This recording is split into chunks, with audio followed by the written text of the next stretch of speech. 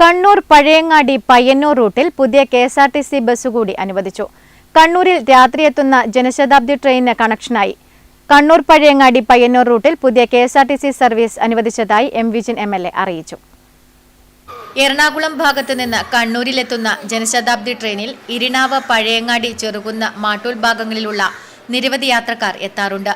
ഇവർ ഓട്ടോറിക്ഷയെ ആശ്രയിക്കേണ്ട അവസ്ഥയാണ്. ഇതിന് പരിഹാരമായാണ് ഗതാഗത മന്ത്രിയുമായി ബന്ധപ്പെട്ട് പുതിയ കെഎസ്ആർടിസി ബസ് വേണമെന്ന് ആവശ്യപ്പെട്ടതെന്ന് എം വിജിൻ എംഎൽഎ പറഞ്ഞു. നേരത്തെ കെഎസ്ആർടിസി പഴയങ്ങാടി കണ്ണൂർ പയ്യന്നൂർ റൂട്ടിൽ 4 ബസ്സുകൾ അനുവദിക്കുകയുണ്ടായി. ആ 4 ബസ്സുകൾ ഇപ്പോൾ രാവിലെ മുതൽ രാത്രി വരെ കൃത്യമായി സർവീസ് നടത്തിക്കൊണ്ടിരിക്കുകയാണ്. അന്ന് തന്നെ ബഹുമാനപ്പെട്ട ഗതാഗത വകുപ്പ് മന്ത്രിയോട് ആവശ്യപ്പെട്ടതാണ് നേരത്തെ സർവീസ് നടത്തിക്കൊണ്ടിരിക്കുന്ന ജനശതാബ്ദിക്ക് കണക്ട് ചെയ്തുകൊണ്ടിരുന്ന കെഎസ്ആർടിസി അത് പുനരാരംഭിക്കണം എന്ന ആവശ്യം മുന്നോട്ട് വെച്ചിരുന്നു. നിരന്തരമായി അതിൻ്റെ കത്തുകളും ആവശ്യങ്ങളും ഉന്നയിച്ചു.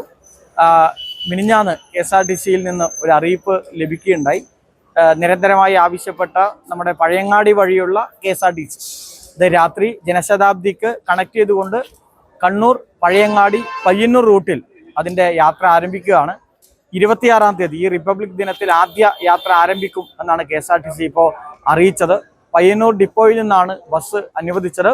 ഏതായാലും പഴയങ്ങാടിയിൽ നമ്മുടെ മണ്ഡലത്തിലെ ഒരുപാട് കാലത്തെ ആവശ്യമാണ്. അത് നിർത്തലാക്കിയ ജനശതാബ്ദി കണക്ട് ചെയ്യുന്ന ട്രെയിൻ കണക്ട് ചെയ്യുന്ന ബസ് അത് പുനരാരംഭിക്കണമെന്നത്.